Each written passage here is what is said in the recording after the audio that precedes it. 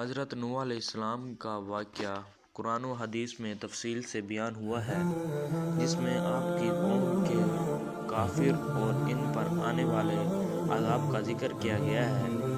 حضرت نوح علیہ السلام کو اللہ تعالیٰ نے رسول بنا کر ایک ایسی قوم کی طرف بھیجا جو بت پرستی میں مبتلا تھی اور اللہ کے بجائے مختلف بتوں کی پوجا کرتی تھی۔ حضرت نوح علیہ السلام نے اپنی قوم کو اللہ کی طرف بلایا اور ان کو اللہ کی وحدانیت اور اس کے عذاب سے ڈرایا۔ انہوں نے مسلسل 950 سال اپنی قوم کو دعوت دی، مگر ان کی قوم نے حضرت نوح علیہ السلام کا مذاق اڑایا اور ان کی بات کو جھٹلایا۔ قرآن پاک میں اللہ تعالیٰ نے اس کا ذکر کیا ہے۔ بسم اللہ الرحمن الرحیم۔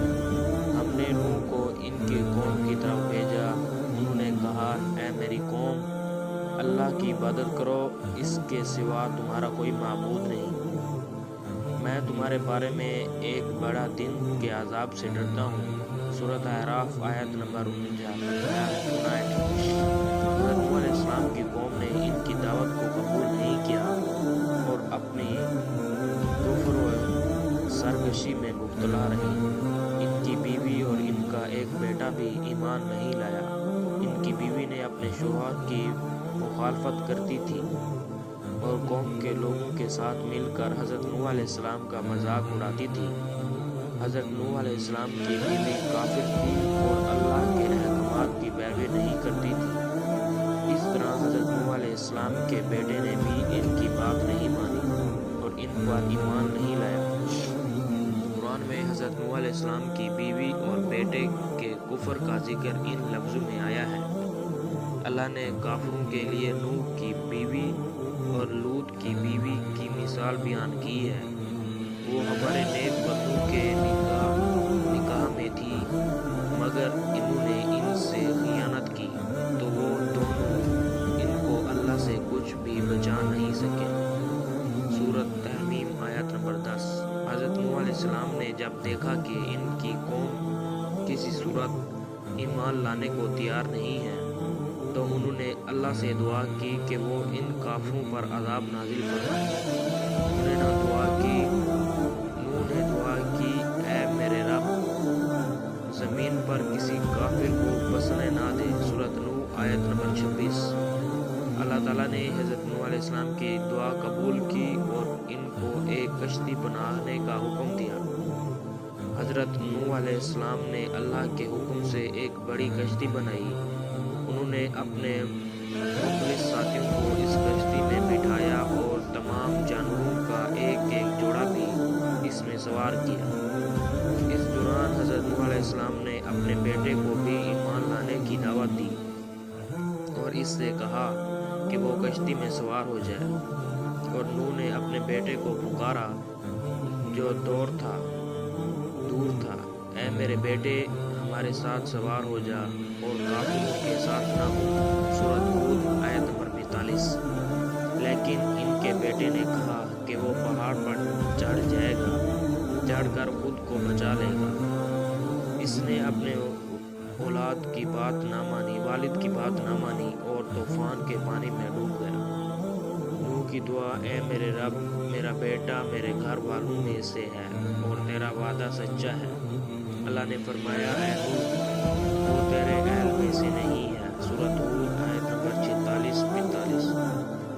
اللہ تعالیٰ نے زمین اور آسمان سے پانی جاری کر دیا اور ایک بہت بڑا طوفان آیا۔ اس طوفان نے حضرت نوح علیہ السلام کی قوم کے تمام کافروں کو غرق کر دیا۔ حضرت نوح علیہ السلام اور ان کے ساتھ جو ایمان لانے والے لوگ تھے وہ کشتی میں محفوظ رہے اور انہیں اللہ نے نجات عطا فرمائی۔ حضرت نوح علیہ السلام کا ذکر مختلف احادیث میں بھی آیا ہے۔